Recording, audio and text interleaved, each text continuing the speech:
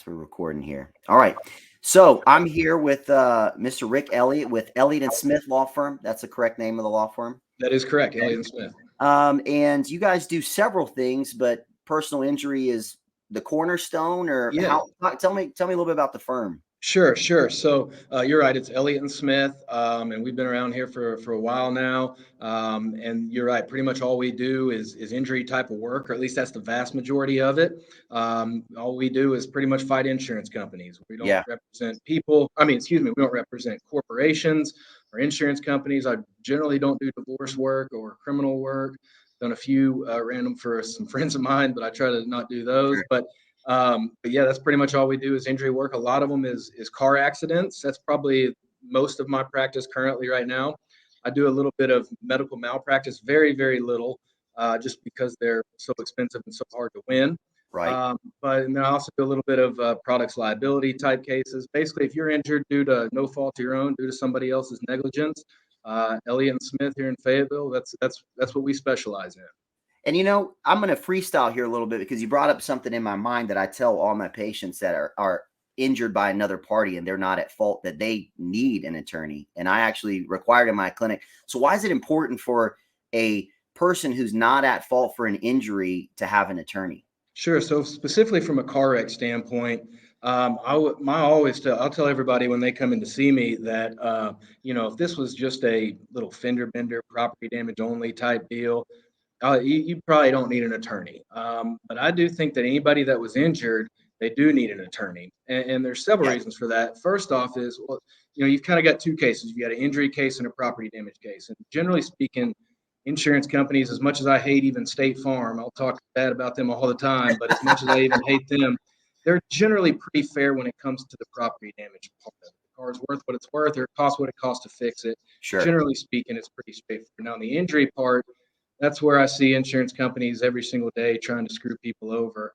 And if insurance companies were fair when it came to the injury part of the case, I'd be honest, I'd be in a different line of business. Right. And so there's so many different intricacies. Oftentimes, you're working with multiple insurance policies. Yeah, you've got one person who is at fault, but different people have different coverages available on their own different policies, whether it's their own auto policy has certain coverages that may or may not come into play, as well as maybe types of health insurance or accident type policies or something like that. And all those policies have to be coordinated together. And there's different, I could speak forever about coordinating all these policies together. Right. That sometimes you've got to see the policy language to know how they coordinate, whether Right. it's different types of subrogation or what. And as far as, so it's can get more complicated really quickly as far as it's not just you versus State Farm. There's oftentimes multiple insurance companies, insurance policies involved. Which is every situation is going to be different in that matter, because who was at fault and whose insurance kicks in where, and each situation, there's no two car accident injury situations that are the same. There may be similar cases, but every situation is different. Who's paying what, who's picking up what. And it's like, I tell all my patients, if you navigate that yourself, you're likely going to get screwed. And what I see a lot of times is, and I'm seeing this more and more often, and even kind of wondering how it's even getting to the point of being legal. But I know that the insurance a lot of times is trying to get a hold of that patient very quickly before they have the opportunity to talk to an attorney. And I think they know if they get that patient to sign off, and they will offer them a settlement right there on the spot. I've had somebody that just got into an accident and they were offered a settlement within hours of the accident. And I think those insurance companies know that if they do that, they're going to be off the hook for less money, and that their job is to pay as little out as possible. And that's what's going to happen. And I also tell them that in the clinic, they'll tell you they're going to pay my bill. They will never satisfy my bill in full. And if they don't, you're on the hook for the rest of it. And I really don't like having to make somebody pay for the rest of the bill when they're not responsible for it. So, which is another reason. With the attorney, we're going to work something out where it's beneficial to all parties, and especially the patient, to do that. And I will be agreeable to reduce my bill for a higher settlement for them. But in the other situation, my hands are a little bit more tied. So as far as one, protection, but two, getting the amount of compensation that they're actually entitled to based on what's going on, I think is an important point to have an attorney as well. Yeah, a couple points there is first off, I've been doing this now for, I guess, a little over 13 years, and you're correct. I don't think I've had a single car wreck case that's been the exact same. Now, some of them are similar, Right. maybe multiple rear ends with chiropractic treatment or you name it. Right. But every case is different. Every patient's got prior medical history that's got to come into play, that whether it should or shouldn't, that's up for different debate, but it will come into play. And every person's got a different past medical history. Every person's got a different type of insurance. Everybody's in a different physical state, and there's no two people the same. So Right. Every one of my cases is different, and every one of them, you've got to be treated as differently. And also, as far as you're right, one thing that insurance companies are really, really good at, and they train those adjusters really hard, spend a lot of time on them, is they try to close those cases as fast as they can. And Right. So you're right. I've seen it where they've offered immediate settlement figures very shortly after the wreck, and they do that because of what you said. Is they know that they try to get out of it cheaply before somebody can go and talk to an attorney and figure out what their rights really are. So oftentimes before they even know how severe they're hurt. And sometimes, you've got adrenaline, all sorts of things that you may not know the severity of your injuries for weeks or months down the line when you get different types of testing done, whether it's radiological or whatever. Right. And so the worst thing that can be done in an injury type case is to settle your case too quickly. Right. I've heard numerous horror stories of, somebody settling their case. Oh, I needed some money, so I settled it. And then 6 months down the line, they're still having back problems, and they get an MRI, and the doctor says, "Hey, you need surgery." He said, "Well, this is caused by the car." Well, you've already settled your car wreck case months ago, and so now you're on the hook either for a substantial, bill to pay for your neck surgery or whatever it is, or you're just going to have to live in pain because you can't afford it. And Right. so definitely they're trained to close them quickly. And I always advise anybody, especially, don't even think about settling your case. Even if you don't even think you were hurt, don't even think about settling your case at least for 2 to 4 weeks because it doesn't do you any That's good. good advice. Yeah. Yeah, that's great. And when my clients, so under that same kind of vein, I don't try to drag out my cases for, years or long periods of time. That doesn't do anybody any good. Right. But usually what I say is, all right, you contact me when you're done treatment, whether it's your chiropractor, if they release you or whatever, you call me and say, "Hey, I've been released." Okay. I'll say, "All right, you give me 2 to 4 weeks to gather all your bills, gather all your records, make sure that you're still pain-free, or back where you were. And if, I'll call you back here in 2 or 4 weeks. If you're still good to go, then we can move forward with your settlement." But always try to avoid the big Right. thing of, not being fully healthy before you settle is Great. one problem I try to avoid. Great. Yeah. I actually didn't. Me and Mr. Elliot, we've had mutual clients before, and that's one thing I really respected about your law firm was that you were calling to follow up with the patient to see how they were, where they are in treatment. I believe maybe at some point somebody in your office even followed up with my clinic to say, "Hey, are they still treating? What's going on?" Those kind of things. I think that communication's huge. Exactly, Yeah. and that's a big complaint I think a lot of patients have about their attorneys. And why I liked when we had mutual cases together was because communication, that's the biggest complaint patients have about their attorney is can't get them on the phone, can't do this, can't do that. And when they're at a law firm like yours, and I think if a provider makes a referral to a law firm, that's one of the standards that they need to have is somebody that communicates well. So getting absolutely. Communication is huge. And I'll say when I've had a client come in and see me and maybe they've had a prior attorney or whatever, if it's a normal type case, nothing crazy about it, and they've had a prior attorney, I always kind of look at, okay, why do they have a prior attorney? And 9 times out of 10, it's something as simple as, hey, I would call my attorney and he wouldn't answer. I would email and it would take weeks to hear anything back. And so I think you're right. And I'm proud. I hope my firm has that reputation of good communication, but that communication goes such a long way in my business. They absolutely do with the cases that I've had where you've been the counsel. They have for sure. So get into some more specific questions. And this is more questions on a provider standpoint is what is I'll talk to some chiropractors and they won't be working on a lien. Some of them will. Some of them file it at the courthouse. Some of them don't. That may be a state thing. In Arkansas, I believe we've got to file it at the courthouse. So it's valid. But what is a lien for a provider and why is it an important piece of paper?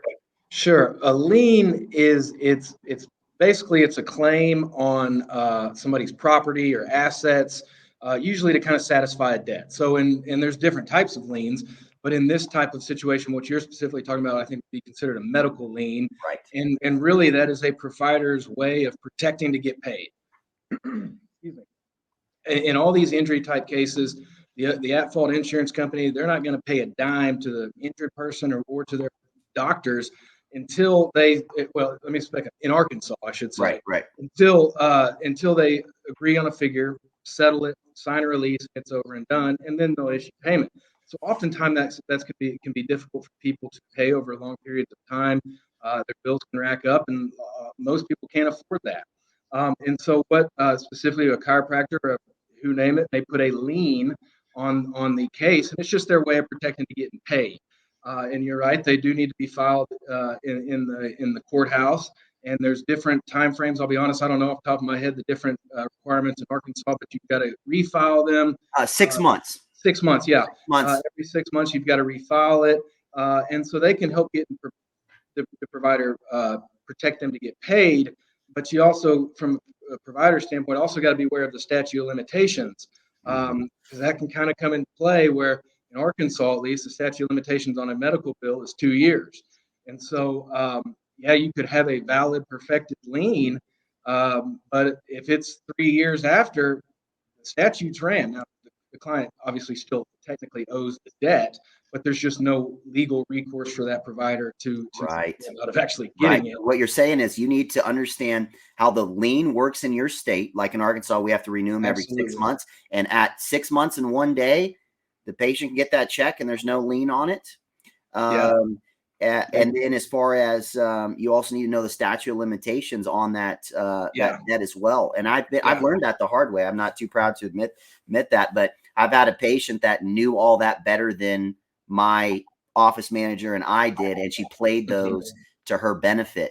Yeah. And so you got to be careful. What I think my firm does good about is I do try to protect all the providers. For example, so even if there's not a valid lien or even if there's no lien ever filed on a bill, I always call, I've got a list of all my clients' bills, and I'll go down every one of them and I'll pick up the phone and say, hey, I represent such and such, trying to wrap up their case. What's their balance? Do we owe you anything? And so I always try to get everybody paid. Now there are some, in every line of work, there's people that do it wrong, and there's bad, whether it's doctors or bad lawyers or frauds or crooks in every line of business, whether it's accountants, lawyers, you name it. And there are some lawyers who have been known to, and which makes it more difficult for people like me, who will, okay, there's a $5,000 bill, the statute hadn't run on it, the lien ran though, since there's no valid lien, hey, client, you take the money. Exactly, yeah. And then they kind of, and then next thing you know, the provider calls the attorney and says, hey, we've got this case. What's going on? Oh, well, we distributed that money. I gave the client all the money. He didn't pay you? No, he didn't pay me. And so there's bad people that can do that. But that comes back to the importance, at least from the chiropractic standpoint, is staying on top of the liens, staying on top of the statute limitation stuff. Right. And there can even be what you call tolling agreements. So say you've got valid liens, you're approaching a statute of limitations.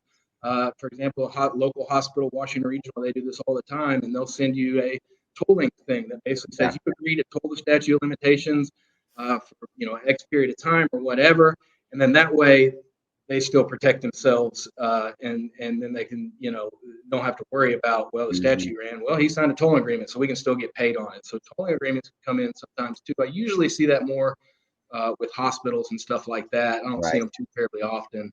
It's not. I don't think it's that as common for a chiropractor's bill. I think so. To go that long. But now, and you talked about the attorney and kind of maybe getting a provider getting upset because they paid out the money, and sometimes that happens. That they're just, oh well, I don't have it in front of me. Here you go, patient. But on the flip side of that, it's the provider's job to make sure that attorney is informed and has the documentation and has the bills and records. It's their job to make sure that that's there. And which actually really leads me into another great question I have here is, what is the attorney's role? We talked a little bit about that in representation earlier, but what's their role and what's not their role? What's maybe some things that providers or clients think like it's your job to do this? Why aren't you doing that? That's actually not your responsibility or your role.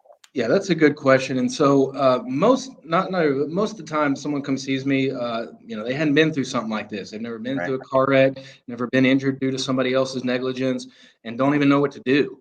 And so what I tell all my prospective clients when the first time I meet with them is my overall goal in all this deal is to take everything off your shoulders, where all you're worrying about is getting healthy again, and that's it. If Mm-hmm. somebody sends you a medical bill or somebody calls you, you got an easy out. Call Rick at Elliot and Smith. But what I try to do is just guide them through this case, whether it's through the property damage all the way through the end of the case. So in all these cases, the first thing you've got to prove in an injury case is that somebody else was negligent. Right. If you were yourself was negligent or nobody else was negligent, there's not much I can do for you. So you've got to prove liability. So the first thing we do is investigate liability. What happened? How did this happen? Who was at fault? Why did this happen? Gather different types of evidence. Now it's very common, especially I think every major police department in Northwest Arkansas, they have body cams. So I will, send Freedom of Information request to get the body cam so I can basically see and hear what the cop saw and heard the entire time at the scene. Cameras as well. Cameras are everywhere Cameras now. are great. At the stoplights. Yes, I've for had sure. those come into play big time in a few cases I've had. I had one in a high school parking lot where somebody was teed and it happened to be caught on the camera. So I know cameras are huge nowadays. Yeah, actually one that I've got with you, Dr. Warren, the one that we've kind of talked that's actually set for trial, I think in May now, is one that was caught by a Ring doorbell. Wow. And so it's coming more and more. I wish I'd have more that had cameras on it. All the time it helps me out. But you're right. It's investigating that. Not too long ago, there was one near a gas station, and so I went by the gas station and got security camera footage, and luckily it showed it on there. And so that's the first thing is you got to prove that somebody else was negligent. And so that's what we do is investigate liability, gather all the evidence, and then kind of help guide you through this. And then most of my clients are going to get to one or two spots eventually. Number one, which I hope is that they're 100% healthy, back to where they were right before this wreck. And then once they get there, then we try to negotiate the case. Or number two, they've got permanent injury and it's documented in the file that this permanent injury was caused by the wreck. So once the client gets to one of those two spots, then we'll sit down and discuss the case and discuss the negotiations and send a demand to the other insurance company. And then ultimately what I try to do is maximize the recovery. I try to get the most amount coming in, meaning the highest settlement offer, and the least amount going out, whether that's medical bills or subrogation interest and trying to get a healthcare or health insurance company to accept less on their lien or whatever. And then ultimately, as much as I wish I could put a gun to these insurance companies' head and force them to be reasonable, I can't. As I said earlier, if they were reasonable, I'd be in a different line of work. But all I can really do is hold the threat of a lawsuit over their head. And then if a lawsuit, if my client, and I don't just settle a case for my client or file a lawsuit for my client, my contract makes very clear that my client's the boss of the case. But if my client tells me to file a lawsuit, then I will. And then I'll obviously help guide them through that litigation process, which is a whole other thing as far as depositions. And then if we go all the way to trial, then, all the way there. But overall, my role is to just try to help guide people through this. What I try to stay out of and what I don't think the attorney's role, in a sense, is the medical side, but you've got to know about the medical side. But for most of it, I say, you got to do what your doctors tell you. A client may come to me, hey, what should I do here? What should, my doctors, I said, I'm not a medical doctor. I'm not an expert in that. There's a very specific jury instruction that basically says you got to follow your doctor's orders. And if the doctor says, if you don't follow your doctor's orders, the jury can hold that against you. And so I don't pretend to know the best medical side or the side of the medical stuff to make my clients better. So I tend to, I stay out of that and say, hey, that's why you've got a good chiropractor or a good doctor is you need to listen to your doctor and see what they say.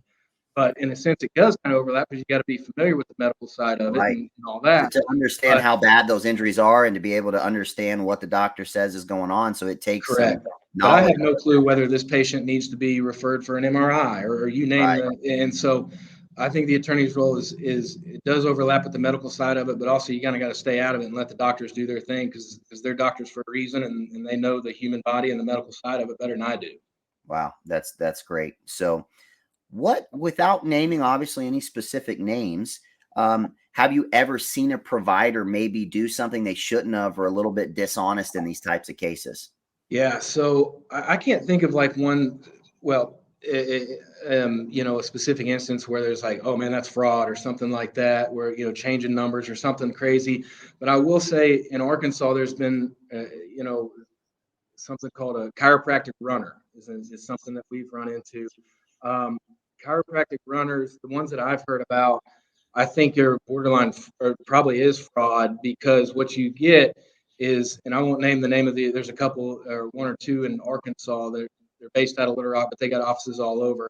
I think Yeah, I they know hire these I know exactly yeah. what you're talking, what group you're talking And about. so I don't know how they get these people's names. Sometimes it's before police reports are even ready. But basically, what these chiropractic runners do is they find out if somebody was not at fault and injured in a car wreck, and they contact them, and they will strongly indicate that they are with an insurance company. And Mm-hmm. almost, I mean, I've never been on the phone call, but I've had a client say, yeah, they told me they were with Nationwide or Allstate or you name it. Hey, you need to go to this chiropractor and get treatment, blah, blah, blah. So the client thinks, Rick, okay, they take it as far as going to pick you up in an unmarked police car. absolutely. They will do whatever they can to get you in that door. And then once they get you in that door, the chiropractor, this one that I'm thinking of, they will make you sign all these documents. Hey, we promise to pay. We promise this, promise that. Doesn't matter what your insurance says. We get paid in full, blah, blah, blah. And what they do is they'll get you in there for the first time. I've seen it the very first visit. They've run up $2,000+ bills on they've seen the client one time. And then, of course, then you get to the end and they said, look, we're trying to settle this bill, and they've got some huge bill. And we're sitting there going, look, can you work with me on this bill? The insurance company's not liking all this. And they, look, your client signed a document, said they will pay in full no matter what. And, uh, and it totally screws my client over. And so I think there's only one group that I'm aware of that really does it. But I think that and it is being looked at. My understanding is, I don't know too much about it, but there's people down in Little Rock and that are higher up than I am that suppose they are aware of it and trying to stop it. I don't know how that can be done or what can be done about it, but I think it's very illegal and unethical to strongly insinuate that you're with an insurance company. Hey, this is what the insurance company wants you to do. You should go get this treatment. And when in reality, they have nothing to do with the insurance company. And the reality of it is they're not, I don't think, have the client's best interest in mind. They more are putting their profits. And they're worried, hey, how can we build this? And they're not necessarily as worried, how can we make this person better? It's how can we build as much for this client as possible? Yes, that's what it ends up being, is about the money and not getting them, better. But most of these cases, as a chiropractor, it's going to be a case that's pays a little bit more than private health insurance or this or that, and personal injury in Arkansas is really good, so there's not the need to do that to people.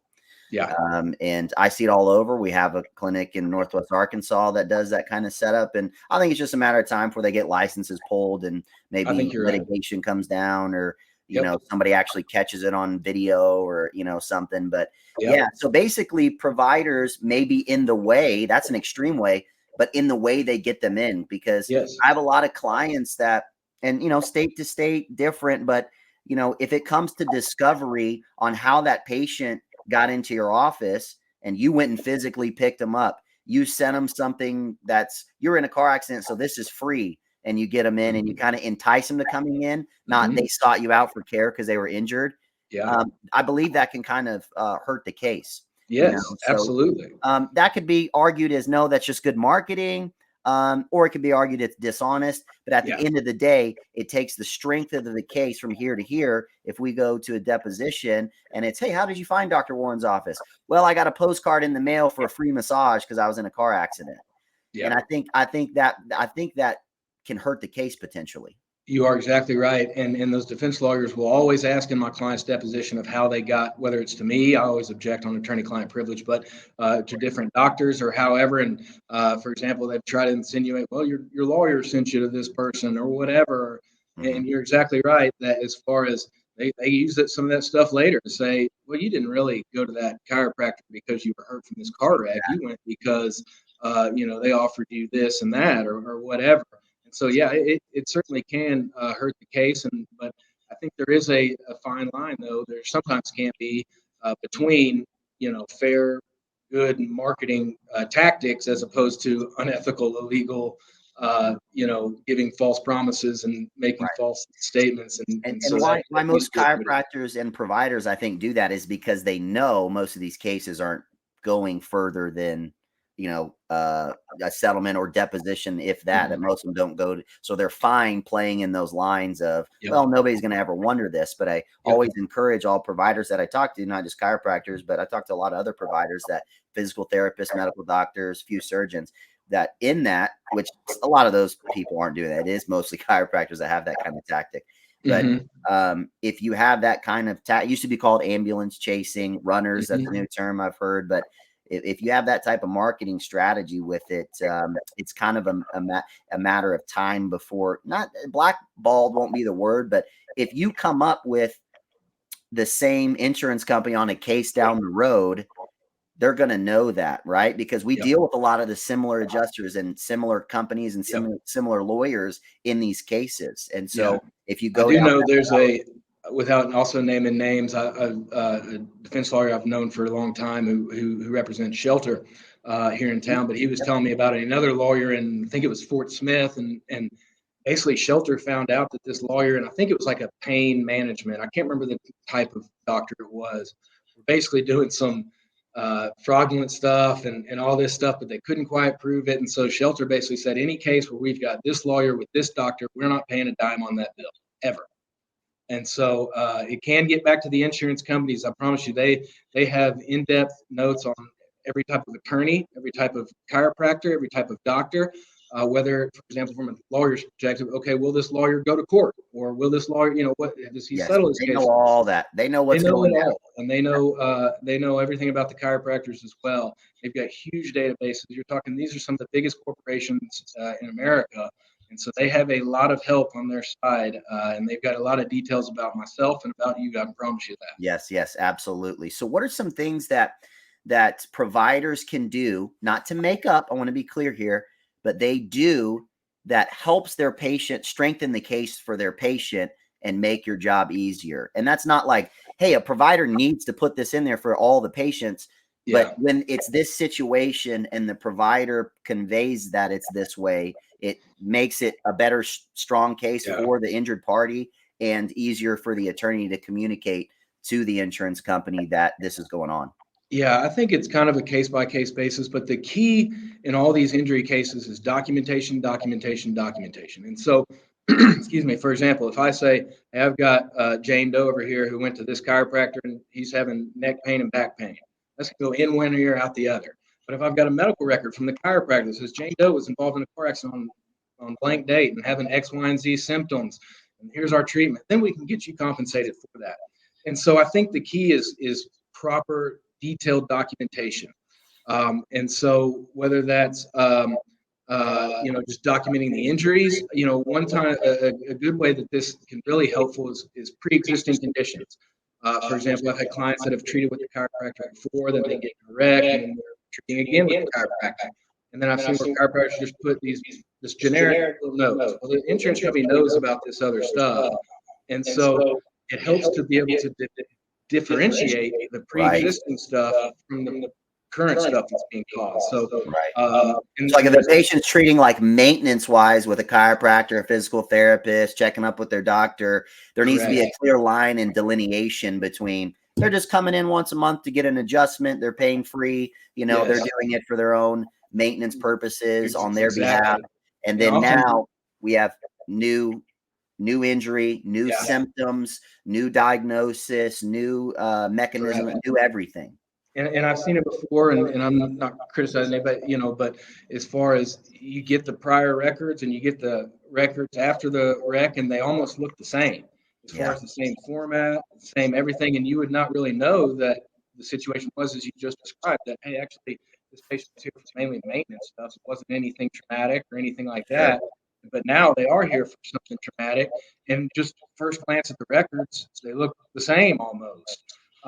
And so there's different ways to do that, whether that's in every clinic note. You may not need to do that. But one thing that I've done if I need to is that I definitely think helps the cases is have the treating provider sometimes write some type of opinion letter or something like that. That if I don't always do it. Some of it depends on what's in the medical records or if it's not clear. Right. with the records to clarify, but something of, as simple as, hey, this person has seen me. And they can go as much detail as they want, whether it's to differentiate prior injuries or why this was, hey, there was an MRI after this, or you compare the x-rays or whatever it is. But they won't take my word for it. If I just say, hey, this is different from the prior injuries, they're going to say, no, it's not. Right. I mean, this person was already hurt. We didn't cause this. This is this person being greedy. Yeah. And, they were already going there. They were already treating there. Exactly. Yeah. So there has to be a clear line in the sand of, yes, they were, but this is different. And that happens. And there's nothing wrong with that. But if it's not on paper, right, it doesn't exist. Correct. And so that brings me to another just quick little point. Don't want to spend a bunch of time on this. And we've got just a couple more questions and we're done. Are you okay on time? Sure. I've got a few more minutes. Almost done. So like in a chiropractic setting, a physical therapist setting, something where we're working on a problem and it takes a little bit of time. Initially, we'll have like a bunch of documentation. Here's what's going on. Here's the mechanism of injury. I do this posture ray thing where we look at motion of the x-ray and if there's instability, and I go a lot more in depth in these car accident cases because of the type of injuries I see. But what I'm getting at is there's a lot more done in the beginning. We formulate a treatment plan based on that, and then we execute the treatment plan. And in the course of treatment, there's not a lot of difference because the patient is coming in and they're doing the same thing every time. So they go to the physical therapist, they're working on that low back, doing low back treatment or exercise. They come to the chiropractor, they get adjusted or, do the shock wave in my office or decompression because they injured a disc or something. And the treatment's kind of the same. And then towards the end, they have a re-examination that compares how they are now to where they were in the beginning. But what I'm getting at is this: in the middle, it's kind of the same. You have subjectively how they're kind of going up and down or getting better or not or worse, but the treatment's kind of the same. How does that work out in your world when they're coming in a bunch and that documentation in the middle is kind of similar? Yeah. And that's just the part of it is that's the reality of it is, sometimes you've got to go through this treatment plan, and it may be some of the same stuff, but that's what's required to get that person healthy is to continue to do the same stuff, and then eventually whenever the treatment plan is done, then kind of deal with it from there. At least as far as I don't see that as a huge problem. It can turn into a problem when I see extended lengths of treatment. I don't know what the time limit is as far as how long you treat with a certain provider. I had it. Here's a worst case example where I had a client was treating a chiropractor, I believe, and couldn't get a hold of him for months and months. And partially it was me, partially it was him. Maybe the file slipped through the cracks. Whatever. We didn't talk for a long time, and I finally get him on the phone. And we meet, and he's been going to this chiropractor for like 13 or 14 months and ran up some huge bill. And then the insurance company says, wait, we're not paying all that. If this guy or girl wasn't responding to treatment after 5 or 6 months, they should have gone back to their medical doctor or their PCP.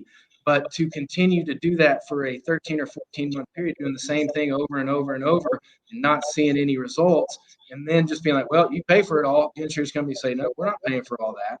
Yeah, so exactly. I think it's just the reality of it is you are going to do the same stuff, and some of the medical records may look the very same, and that's totally fine up to a certain point. Right. You're doing the same thing over and over again. The client's not getting any better, and you're just doing it for months and months and months. The insurance company's going to say no. Yeah, and there's no like, here's how much it needs to be. Here's how much it doesn't need to be. Here's how long and not. It's dependent on the injury and the person. Absolutely.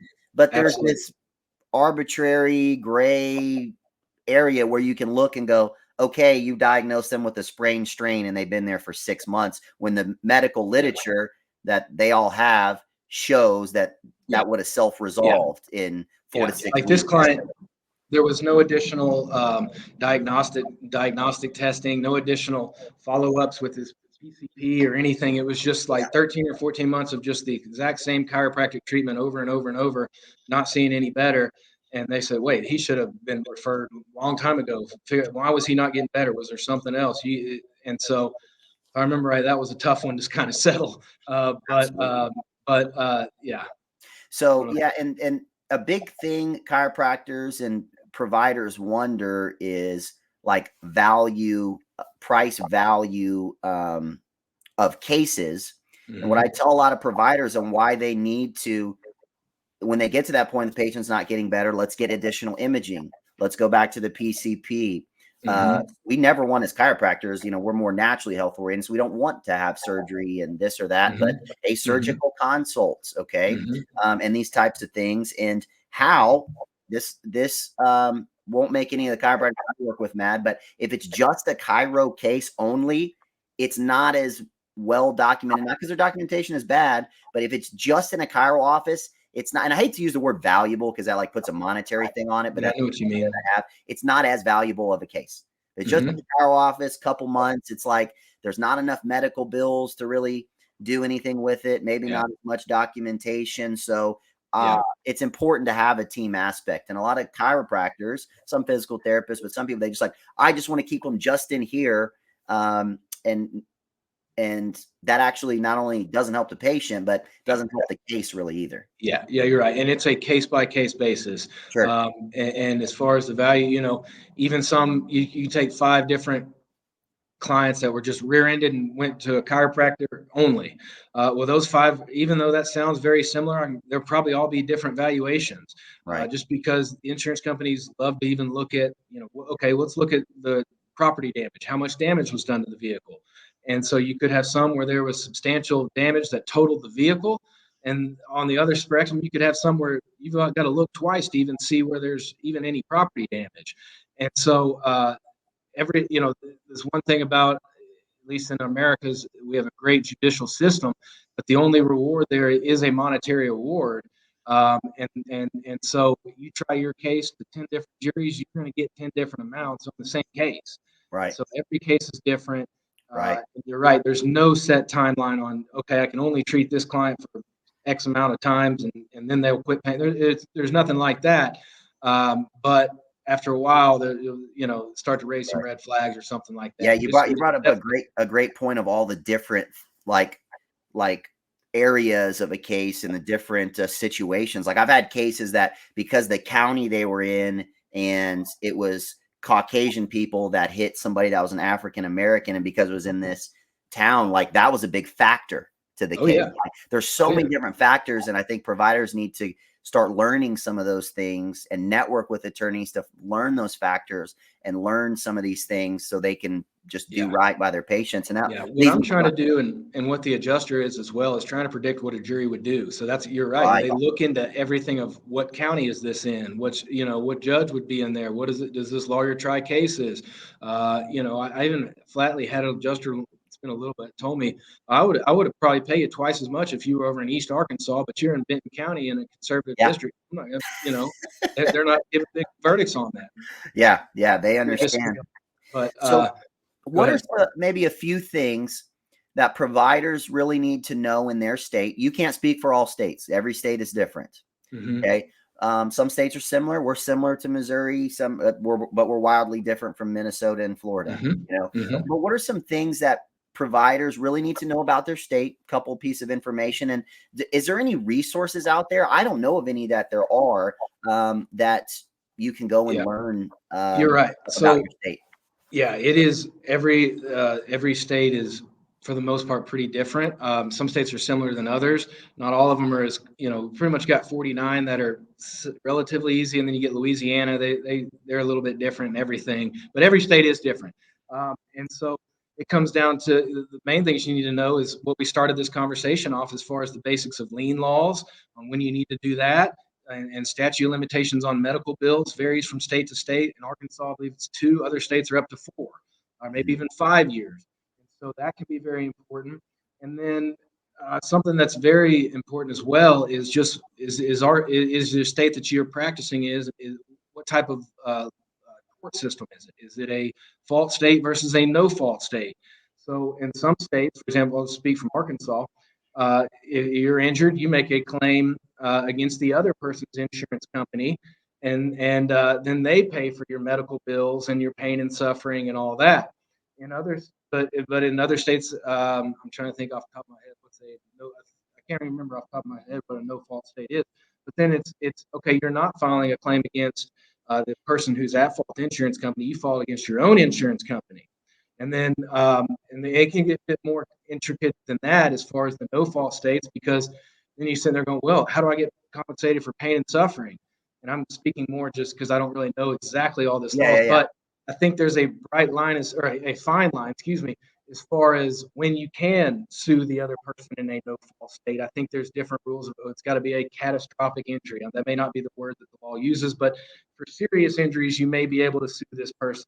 And so every state is very different when it comes to that. And then another place, it's there's most policies have what's called medical payments benefits, or PIP, personal injury protection. And so let me do it from an Arkansas standpoint. So obviously we're a fault state, so we would be filing a lawsuit, or not a lawsuit, make a claim against the other person's insurance company. But in the meantime, as we said earlier, that they won't pay a dime until the end of the case. So we try to use, whether it's health insurance or those medical payment benefits, to kind of pay some bills, do what we can, best as we can, until that client's ready to settle the case. And there's even some lawyers in Arkansas that probably screw this up. But if somebody in Arkansas made a no-fault or a med pay claim under their own policy, I can tell you right now that company is going to send that person a letter that says, "Hey, we want our money back. Here's a clause in our policy that says we get our money back." Well, you know what? If you know what you're doing, in Arkansas, they've got the made whole doctrine. Yes. And so you may not have to pay that back. And so that goes back to coordinating different insurance policies together. But I've even seen lawyers that don't know what they're doing, paying back med pay benefits when they didn't have to. If you outline the law and explain, hey, Arkansas is made whole, here's the law on that, this is why this applies, and you do it the right way, then you may not have to pay them back any, or at least a substantially reduced amount. I've thrown the made whole doctrine, just because I've known all this stuff and educate myself. I've thrown the made whole doctrine at adjusters as the provider. Good. Yeah, that's good. You should. And I'm going to brag on this just a little bit. My dad, who's been an attorney for a long time, he's kind of cut back. He's substantially cut back. He comes in the office a couple times a week. But he actually had, if you'll look at the Seminole, Arkansas case on the made whole, I can't think of the name of the case, but it was my dad's case that actually got that law established in Arkansas. And so anytime I cite it and I see, attorney Don Elliott, so I'm kind of proud of my dad there. Yeah, Mr. Seth White actually told me that story. Oh, did he really? Yeah, I love Seth. He's a good guy as well. But so that's a good. I'm proud of my dad for getting that. He's helped. That's helped out tremendously. A lot of. So not even my clients, but help people throughout the entire state. Let me see if I can explain that correctly with the way that works is so, and that ends up, and when you know this, okay, we've got a good case on our hands here, and somebody else is at fault. A person gets hurt, B's at fault. We go after, make a claim on B's insurance, but we have med pay on this, and the med pay can come in and pay some of those providers. And then when we go to lawsuit here, or claim here, we still have the total of the medical bills, even though some has been paid, and the settlement doesn't necessarily have to pay back the med pay. You're exactly right. I think that helps everybody, and I wish every state had that. It helps everybody because the providers can get paid faster. The patient ends up with a bigger settlement. And a lot of times it seems to be easier and faster because some of the providers, sometimes all of it, sometimes a part of it, is satisfied. So I think because we have that, it just makes everybody's job easier and ultimately puts a better settlement in the patient's pocket. And so that's what I encourage people clients and providers to do, is finding out how all this stuff works, and then to figure out if a case works like that in your state, because and that's a very, very good point. And for example, it's very different even in Arkansas and Oklahoma. So you're right. Say you've got $10,000 medical bill, but it's only owed $5,000. Maybe you had $5,000 of MedPay benefits. Well, you still submit the full $10,000 charges to the at-fault insurance company. They don't get credit because you had good insurance. And then it goes back to, okay, well, what is the subrogation language of that particular insurance policy, whether it's MedPay or health insurance? What does that say about whether they get their money back? Now, it's different over in Oklahoma. They've got paid versus incurred, exact opposite of what we've got. And so I've got a good friend of mine who practices over there. It's got to be tough over there, but so they only get to submit to the at-fault insurance company what was paid or what was incurred if it's outstanding. And so that's a very, I could talk all day about the Yeah. differences on that, but that's a very important part, and one that can be very different from state to state, and that can greatly affect the settlement value, or whether you're even able to get a settlement, Right. whether it's paid versus incurred or anything like that. Yeah, and just to That's clarify that one more time, because this gets real gray and muddy for people, is Mhm. even though there's 10,000 in bills, the Mhm. provider's been paid 5,000 from the not at fault party's insurance, but we can still claim the 10,000 because that's Yeah, what they've correct. incurred Yes. total on their bills, which is huge because now Yes. I'm going after a settlement on 10,000, even though 5,000 has been paid. And this Yes. gets really deep into how things work, but I think it's Mhm. important for providers to know how this works too, not so we can, well, now I can get more out of my bills, but to understand how the case is going to go and how Yeah. it's going to work. Yeah, you're exactly right. And that's what specifically is called the collateral source rule. It's basically what I said earlier is the tortfeasor doesn't get credit for you having good insurance. So, Yes. it's just all that matters is what was the amount of bills incurred. And that's what you submit, whether to the insurance company or to the jury, if you're that far in the case or wherever. And, if we go all the way to the jury, the jury, in theory, at least in Arkansas, the word insurance cannot even be said. And so if you say the word insurance, you're going to get a mistrial. And so the jury Right. can't know that there's insurance involved, and they can't know that State Farm is going to be paying for the other persons, but they also can't know that the injured person has health insurance as well. And so it kind of goes both ways on that. But that's a one thing that's very, very different from state versus state, as far as whether it's paid versus incurred, whether collateral source applies, all that, it can certainly come into play, and is different from state to state. Sure. Well, man, appreciate your time. Appreciate all Sure. the info, and what a great conversation and questions, and really, really appreciate everything. Appreciate everything you do over at your firm, and thanks for the time, man. Yeah, I really appreciate you as well, Doctor. I know we've worked together on some, and looking forward to working with you more in the future. And if you've got any of your chiropractic clients that have other questions, like I said, I'm a personal injury attorney in Fayetteville, Arkansas, and if there's ever anything that I can do to help you out, whether it's you again, Dr. Warren, or any of your clients, or whoever, feel free to reach out to me. And I'm in this business because insurance companies screw people over every day, and Yeah. just kind of want to do what I can to help people who are injured due to no fault of their own.